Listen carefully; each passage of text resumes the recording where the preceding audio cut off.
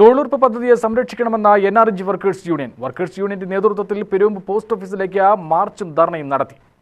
രാജ്യത്ത് ദാരിദ്ര്യ നിർമ്മാർജ്ജനം ലക്ഷ്യമാക്കി ഇടതുപക്ഷത്തിന്റെ പിന്തുണയോടെ 2005-ൽ ഒന്നാം UPA സർക്കാരിന്റെ കാലത്ത് നടപ്പിലാക്കിയ ദേശീയ ഗ്രാമീണ തൊഴിലുറപ്പ് പദ്ധതിയെ പേരുമാറ്റിയും തുക വെട്ടിക്കുറച്ചും ഉത്തരവാദിത്വത്തിൽ നിന്നും പിന്മാറിയും ഘട്ടം ഘട്ടമായി ഇല്ലാതാക്കാനുള്ള ഗൂഢശ്രമത്തിൽ നിന്നും കേന്ദ്ര സർക്കാർ പിന്മാറണമെന്ന് ഉദ്ഘാടനം ചെയ്ത ജില്ലാ കമ്മിറ്റി അംഗം കെ ബിനുമോൾ പറഞ്ഞു.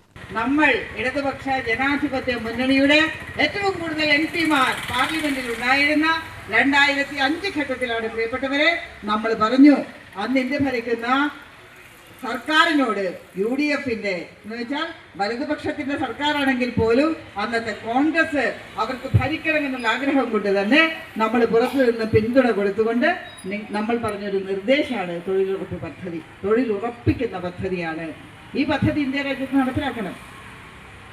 അങ്ങനെ നമ്മൾ അംഗീകാരം വാങ്ങിയ ആ പദ്ധതി നമുക്കറിയാം 2005-ൽ നാം ആഗ്രഹിക്കുന്ന രീതിയിൽ ആ പദ്ധതിയെ ഉണ്ടാക്കിയെടുക്കാൻ ശ്രമിച്ചു. അവിടുന്ന് എല്ലാ സംസ്ഥാനങ്ങളിലും ഒരുപോലെയാണോ തൊഴിലുറപ്പിന്റെ കൂലി? അല്ല, വ്യത്യാസമുണ്ട്. ശൈലജ അധ്യക്ഷത വഹിച്ചു. യൂണിയൻ ജില്ലാ ജോയിന്റ് സെക്രട്ടറി R. കുഞ്ഞുണ്ണി, കർഷക തൊഴിലാളി യൂണിയൻ നേതാവ് V. Balakrishnan, K. Ramankutty, V. രാജകുമാരൻ എന്നിവർ സംസാരിച്ചു. UTV news, Palakkad.